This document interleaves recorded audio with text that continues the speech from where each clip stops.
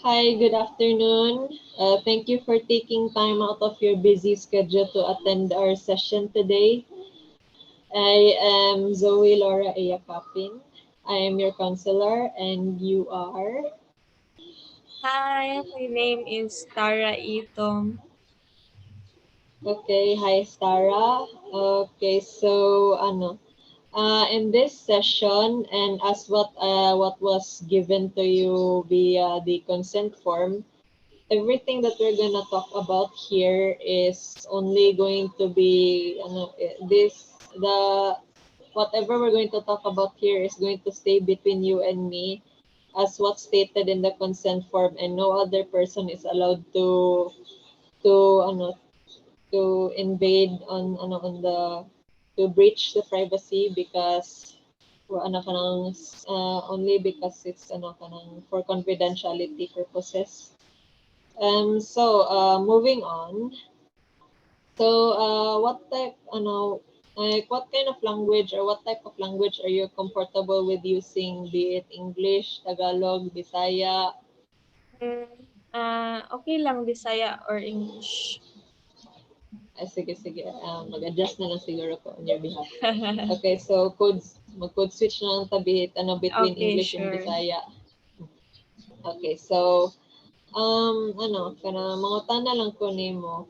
Ngano na academic karon? Nakay concern sa pag-anhid dinhi sa atong session karon? Nakay rason? Yeah, actually, akong reason is kanang gusto ko um gusto lang ko na ay mamina sa ako and also to help me kung sa akong buhaton kay um kuan man gyud sa school. I mean, akong problem gyud is about sa grades and kuan pag yun kanang ako siyang problem kay scholar I'm a scholar and we have to reach a certain KPI and then if di na mo na siya ma-reach kay kanang ma-out me sa scholarship and this scholarship kay mao ni siya ang ga murag tawag ani mao ni siya ang ako ang proof of namar siya ang proof bitaw na kanang I do well in school kanang dili sila mag-worry sa ako financially because I'm a full scholar and that's a great discount for the parents, especially mahal ang tuition sa XU and kanang especially nga nag-pandemic mas ni murag feeling nako murag mas ni mahal ilahang tuition. So mao to I'm happy nga scholar ko but at the same time I feel pressured and mao to I feel pressured and uh, I'm afraid bitaw kay I'm not pressured by my parents but na pressure ko kay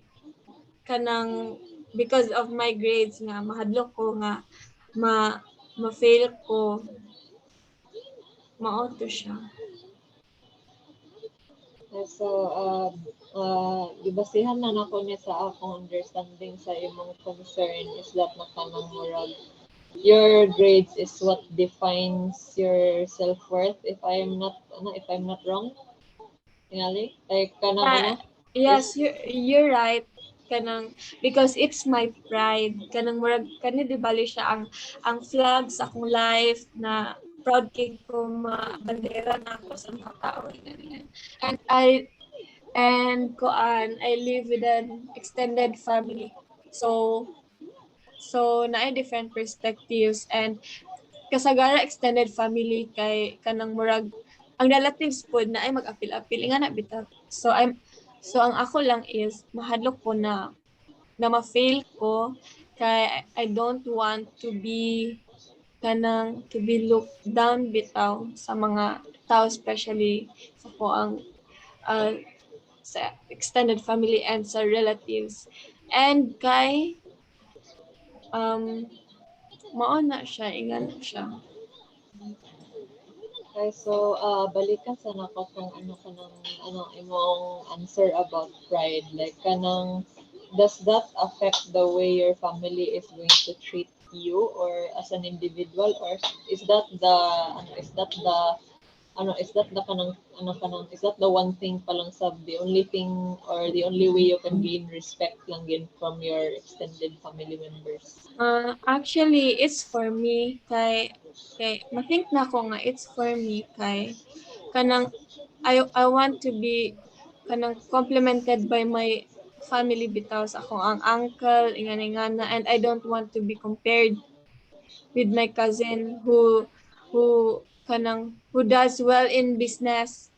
So dire makita gid ang difference nga me I do well in school kay scholar and her kay kanang she does well in business although she's not a scholar but kanang uh, at a young age she gains profit na from her business bitaw and that's what make my extended family prouder kay sa ngalan na you have money you can ano na you can afford to buy things for yourself na you don't have to ask money from your parents na ingana so that's what my extended family kanang murag makes happier, prouder, ingana. So comparing gyud in our family, especially we're Filipinos, comparing gyud ang comparing happens a lot gyud in a family. So I don't want to be compared and mo nang for me I want to keep my scholarship gyud especially especially hapit na mag-graduate. So I wanna keep my scholarship until I graduate. Kay the thought of kanang I graduated as a scholar is a big blessing bitaw and murag you know ang mathink pod sa people is dili pod ko ga-ask um for help for school ingana financially ingana. Okay, thank you for sharing that. And kanang so going back to like kanang the thing about like kanang your scholarship being one of the only few things that you're holding on to para lang makanang makip nimo imong pride, like kanang how how has that actually how has that affected has that affected how has that wait lang ha. So with the topic of pride and and being compared to your cousin in every way palang sab. Has that affected your relationship with with your with any member in your family? Maybe your parents, your extended family, your cousins, your tito and tita. Mm. When it comes to that kay uh, since kuan man gi-compare man so ang gaka-apektahan is uh, my mom and her mom sila gyud ang murag murag di bali sila ang gadala bitaw I don't know if kana gyud asa ko nga term pero di bali sila ang uh, ga make sa competition ngana bitaw like they don't say it Mhm. they don't say it kanang sa imong face gyud nga you have to do well kay ngani siya ingana siya dili sila ingana pero makita nimo sa kuan nga ga-compete sila mothers so as we have to do well more common sense na it's our responsibility as a daughter nga we have to do well para ka ingani lang feeling ma-happy sila kay kuan man natawag ani ah kay kinsa man say anak na dili ganahan ma-happy ang parents so that's what we do sa amo ang part so with me and my cousin kid although kabalo nami nga kanang it's not good to compete, but kana bitaw we always say nga pasagdaanan na nato sila, oy, we don't have to compete, but kanang internally bitaw you still do it kanang murag mag example mag-work ka and sa imong mind kay kanang ga-compete ka pero you uh, I will not say na I will not say good nga makig-compete ko sa mga nga type. Ay, okay. Thank you for sharing. So akong understand ka lang sa is that na kanang murag wala mo gi directly wala mo gi compete directly sa inyong parents. Am I right? Yeah, it's Kanani? indirectly siya, indirect. But more like na kanang murag nakita na nimo sa imong environment ano kanang ano grabe kaayo ka competitive in yung ano in your environment is Yeah. that you have to do everything in your power to make your parents proud and happy, and that's probably the kind of culture that we are promoting na siguro here, especially sa Pilipinas, since we are all about like kanang aiming for something higher, especially since ano kanang dagan naman siguro kayo mga tao gusto na mo work abroad, gusto naman siguro maka provide for their family as soon as possible, especially kay struggle na sila, and kanang ang ilang feeling na siguro if they if ang the one question na lang siguro that they ask themselves man gyud most of the time is whether they are doing enough to please them, and almost half the time, and kanang murag ganani man rin siya kanang almost half the time they don't know when kanang enough is enough sometimes, and sometimes it can they can overwork themselves to the point where they it's at the expense of their own health, which is probably not good siguro, which is what they are currently experiencing right now, no? Yeah, So will somewhat you like that. So could you elaborate more on your experiences on trying to gain your parents, trying to gain kanang gain like the approval of your parents, and win, kanang Uh, making them proud in a way? Like, could you um, elaborate? ano lang, kanang sa school lang, I have to do well, nga na, although dili sila moingon nga, dili sila moingon nga, kuan, kanang, dili sila moingon nga, you have to stay, kanang scholar, ingani nga na, para, ingani lang makita sa mga dili sila ingana, pero, katong, like, elementary pa ko, or high school, kay, murag, I don't know, dili man gid sila gatudlo sa kuha what to do. Ingana, ako lang is, I think na-learn na ako ang kuan, akong thinking and actions. Ako lang siya na-learn based sa ako ang environment, like, ako ang, maybe sa friends or sa other people, ingana. So, dili sila gatudlo sa kuha, pero, ako ang na-observe, kay mo na ang ilang gusto, like I have to do well lang, especially in school nana. So murag maoran na sa maoran na siya. Okay, so apart from doing well sa school, like kanang does that apply outside of school food? Like, do they expect you to be able to do anything na jud on your own without asking for help? No, dili siya ingana, like uh dili siya like gina-force gid ka, like gina-push gid ka, but naay circumstances na moingon nga try ani na, um, pag-try ani nga business, pag-try og part-time, nga na. And my mom has a business man sa bukid.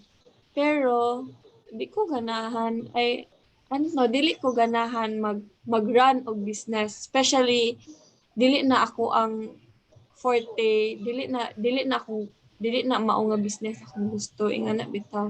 So pero na-accept man sad ako ang mom na I wouldn't run it if it's not what I like bitaw. So mao to murag karon is mag-focus na ko sa school and maora na kay kuan man gyud uh, actually wala nag-expect akong mom nga mag-scholar ko. Ako ra siyang di-surprise pero um sa moto na happy siya, na proud siya. Pero kuan when it comes to allowance na dayon kay kana bitaw magreklamo kay gamay ra kay ginahatag ingana.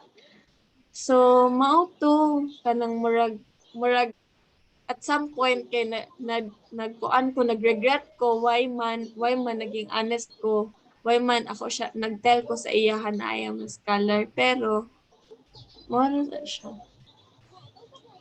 Ay, ano ka nang, okay, ka nang, that's very nice that that you shared those, that's very brave of you to share that with me.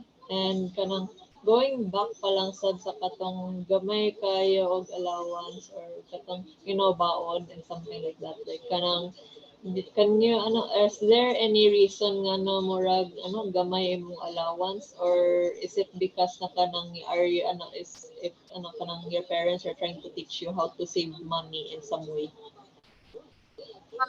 Actually dili gid ko if ang other people magkuan sa kuha kay dili gid makaingon nga gamay og allowance kana bitang kuan lang gid ko choosy lang gid ko unya kanang imbis enough na bitaw siya kulang para sa kuha kay I tend to buy kanang a lot of things man gyud ingana that's why gihigpitan ko sa kong mom kay she knows na if I have kanang money if I have money, I tend to buy things na unnecessary. Ingana, bitaw like, karon ganahan pa ka, ani karon pero dili na. So, kuan na daw na, it's a waste of money na daw. So, mo to.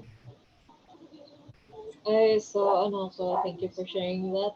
So ang gitudlo siguro sa imong mama is how to be frugal in a way that makes you kanang reevaluate your spending habits and what you should spend on siguro. I guess siguro pa lang sa that though that can be upsetting sometimes having to receive kanang little allowance and not knowing how to save food and not knowing how to kanang murag control your impulsive spending habits that can upset anyone because given that kanang you're able to go to a school that is as grand as Xavier, you would people will expect mostly that you'll be carrying a high amount of allowance, which is kind of a which makes us which makes the students of XU become primary targets for getting robbed in some way. Yeah. Kaya yeah, I think siguro in some way, in more ways than one, I'm telling you this from my perspective lang yun ha. Like kanang I think they might just be trying to protect you from flaunting too much money, especially when you're carrying a huge amount ng tingali. And probably it's in a way kind of indirectly telling you to be careful lang yun in certain places, especially in kanang mga dark, mga secluded katong katong mga places na kanang where you might get pickpocketed or katong mga other incidents related to losing your wallet. Yeah. Eh, Oh, kana di I losing my wallet can experience na nako sa senior high. And kanang and kuan gyud nagreget pud ko ato nga time kay why nagbring ko og money nga kanang murag kuan bitaw money that's kanang unsa ko ingon nang ma-exceed bitaw sa one day allowance nimo so mo to murag naka-learn gid ko nga maybe naagyoy murag maybe nagyo reason nga nung ingani dapat. And to think na katong time na to think na katong time nga kuan kani siya ka is before pandemic and nag-dorm ko uh, since first year college, and mo na to siya murag kuan murag nga naka-learn gyapon ko. Okay. So it's basically, I think, ano, parang, that's very nice of you to share that, ano, that kind of information. And I think siguro, ano, I think in a way palang sab, like, kanang maybe losing some things might be a big enough lesson for us to teach us that money really literally doesn't grow on trees, and Yeah, wala lang na siya ano, they don't just fall from the sky, di lang sila gahulog-hulog sa langit, and it was hard-earned cash that needs to be yeah, mao spent sa na ginaingon wisely. sa ko ang mm. Mm. Kaya nakaagi naman siguro taan na time na where we spend ano ka ng money on things that we don't need, especially, and on stuff that we that are too expensive, and kanang murag yeah, nakaagi naman siguro ang mga teenagers, especially like kanang because seems lahi ang ilang priorities at by then, kanang back then, they're most likely to be irresponsible with money at some point in their life. Mga siguro ang kanang the kind of lessons that would give you from just losing a huge amount of money. Yeah, Yeah. mm. Okay, so kanang going back to this kanang issues with money, like kanang did that influence you in some way to try and take up a scholarship? Um,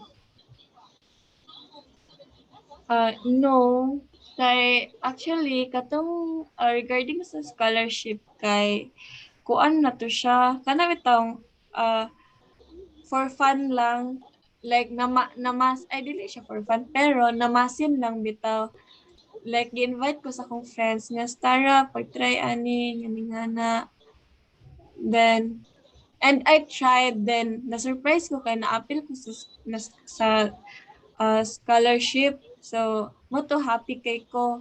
And, pero, katulad yung akong mention ganina nga, since ako mang naingon sa akong parents na scholar ko, murag, tungod adto murag na pressure na noon ko, and first time nako na feel of pressure kay as a scholar man di ay kay you have to kanang focus gid sa studies, and you have to kanang nagid kay i target nga grade bitaw to stay being a scholar. So mao to siya. Right. So kanang that's a very interesting information that you just shared there, because kanang kanang this was very surprising, because kanang like what you said man good is that na kanang you did not expect kalang sad that your scholarship application will be accepted, no? And kanang it was kanang done under the intent of it being kanang for fun lang, and kanang Mm-mm. you, and then it just happened that you were chosen for the scholarship program, if that's what I understand lang, ha. And then by the time na kanang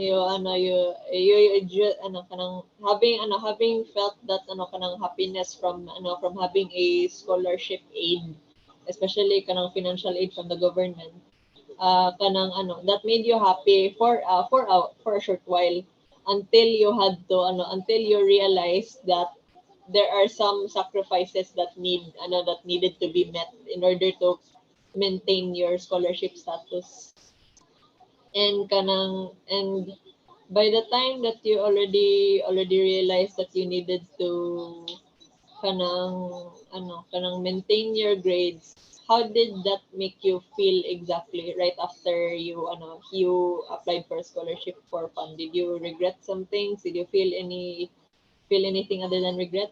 No, I didn't regret it, but kanang I was just pressured inga na samot na kay because of it kay my mom kanang has a high expectation na of me, So because of that noon can expect na nun siya more sa kuha, like being part of kanang dean's lister, yeah, dean's lister nga na. So mao to.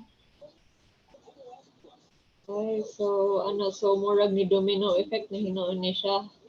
So kanang Yeah. because you applied for a scholarship for fun, ni domino effect na hinuon ni sa sa high expectation sa imong coming, not only from your mom but from your entire family man tingali kay since Oh, if one of yeah. you, so kanang having had to endure that kind of pressure for some time na siguro, has it affected your mental well-being in some way or made you feel differently, or kanang may have affected the way you view things differently na? Um, yes, murag anak good, murag change good somewhat ako ang view. So kanang were you in some way forced to come to terms with reality on forced to come to terms with the reality of the of scholarships? How did it make you feel exactly? Uh, what do you mean by Ay, force? For ay can you?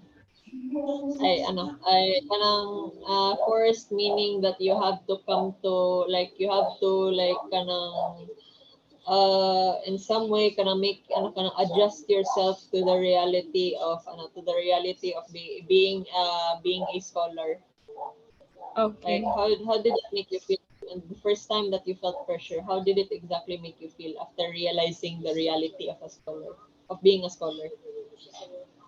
Um, ano lang, kanang ako na feel is murag na kuan lang ko na surprised, na shock lang ko at first, but ako lang gi ko na well, yeah, it's the reality, and I don't want man gyud na to just kuan bitaw, to just kanang pasagdaan na dayon inga na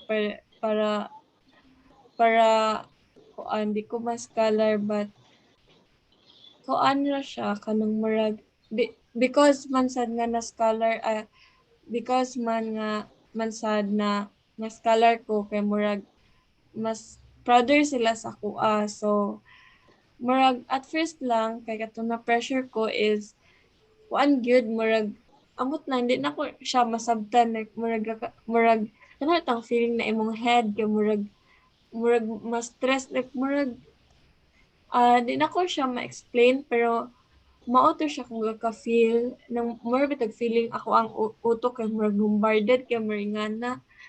Pero at the same time kay ako lang always gina-think is kanang if mao ni nga feeling ang gusto nako ipa-feel sa ako ang parents, like ma-happy sila and ma-proud sila, I want to continue it and kanang make it as an instrument bitaw for myself pod, because I, I wanna kuan man gyud, I wanna feel good by being complimented by my parents or by my extended family. So maora to. And so that's a very nice outlook to have when it comes to the stress of the stress and the pressure of becoming a scholar and being a scholar. But like having heard that from you, it's very easy to it's very nice to hear that you still try to think positively despite kanang just applying to the scholarship for fun and not expecting that there will be so much hardship in maintaining the grades, in maintaining the grades and also keeping your scholarship. And kanang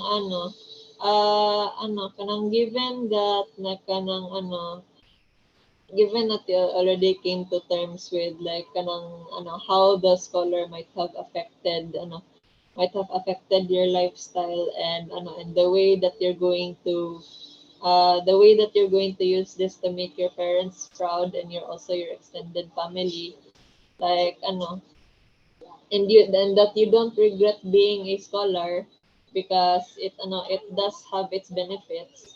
Like kanang ano, did you kanang the despite the hardships and the struggles, do you still if you were given a chance palang sab to rethink or reevaluate your situations on whether or not you should apply for a scholarship again in maybe the next life or so, or maybe if you're going to enroll in graduate school, if you want to proceed to med, but would you apply for a scholarship knowing that there are going to be kanang sacrifices that you need to make in order to maintain that status? Oh, yes, of course, but I'll not tell my parents. I just wanted to be a secret nga na para pod kay if ever if I fail kay di nako sila ma-fail pod inga na to na feeling. So mao to inga na. Okay, so thank you for sharing that.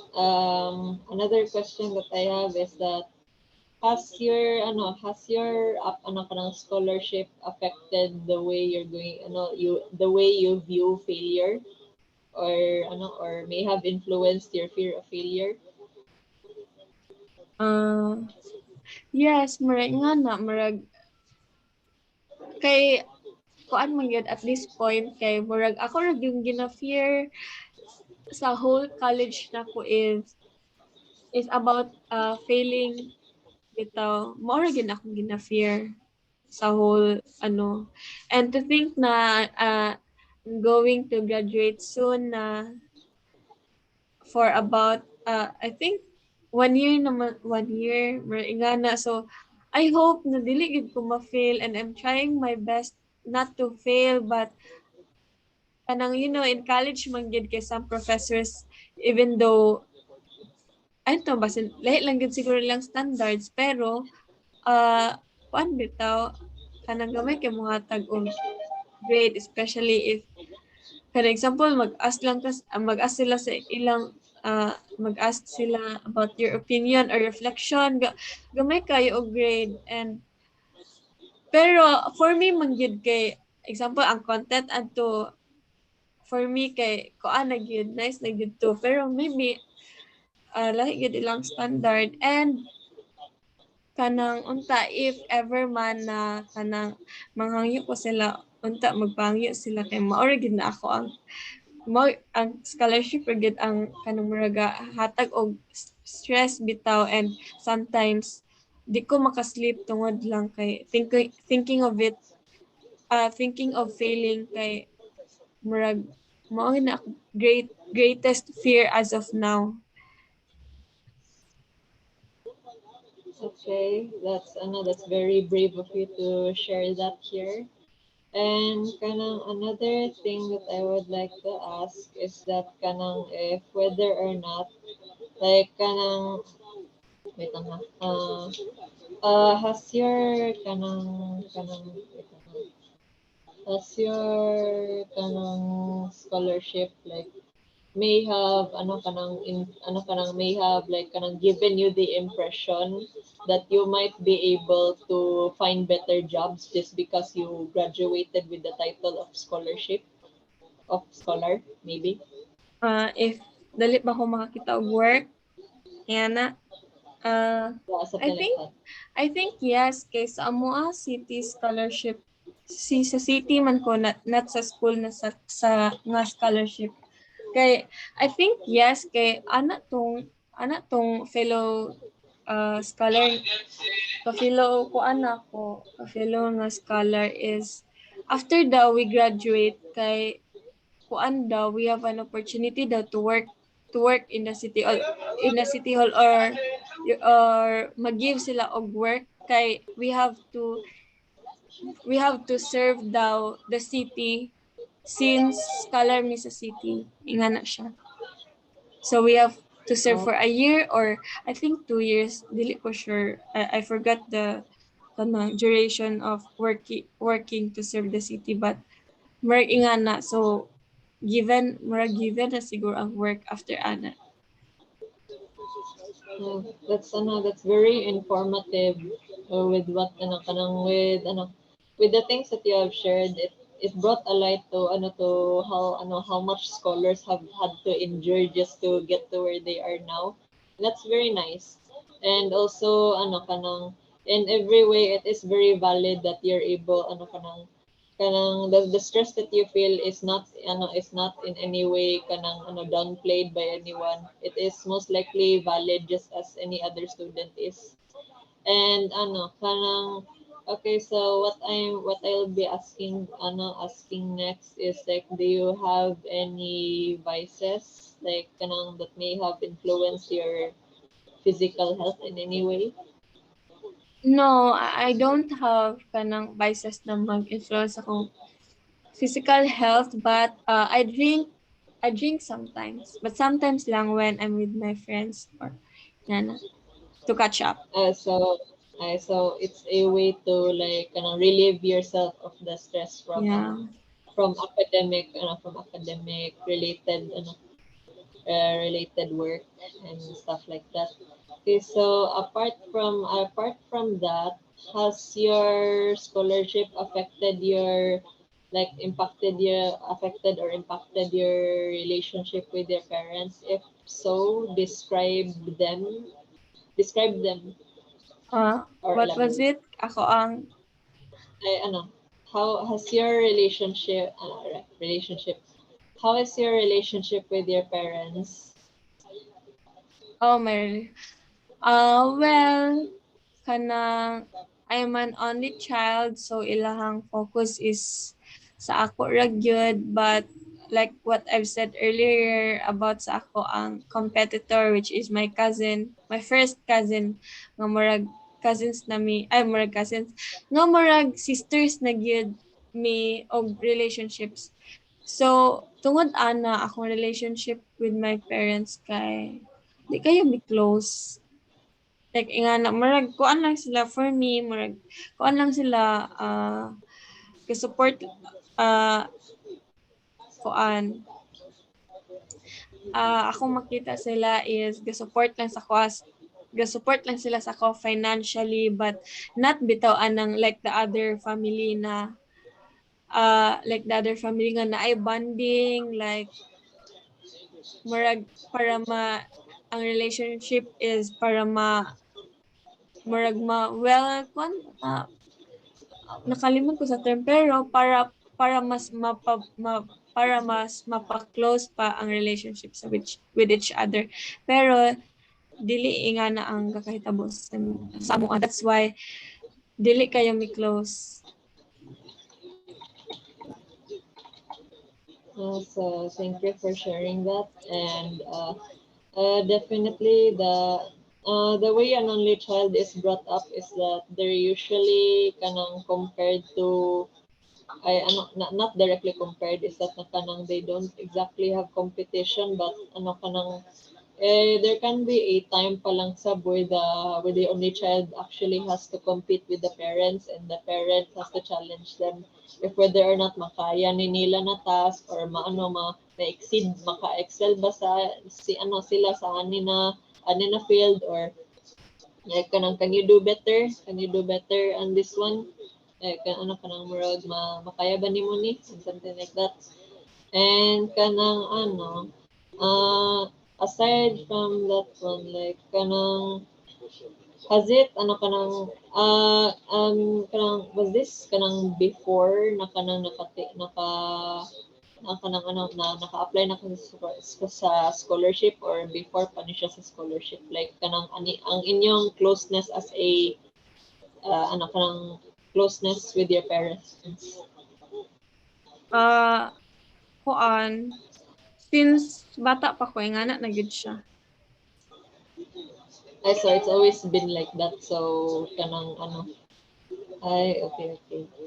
okay, so I think siguro that might be all.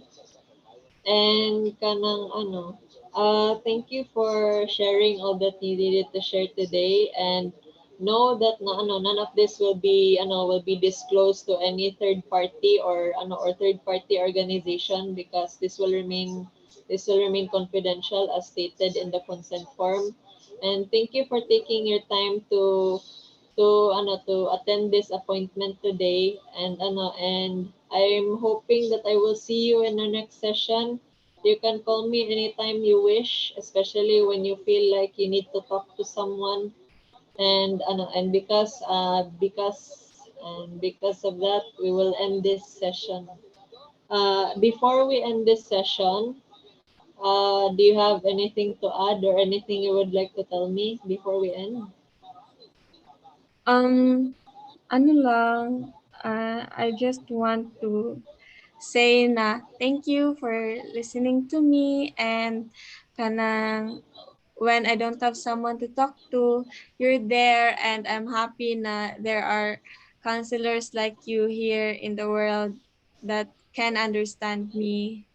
And yeah, that's all. You are very welcome, and you are always free to come message me at any time during the day. And I hope I will see you in the next session, and I hope that you have a great day ahead of you. Thank you so much for attending. Thank you too.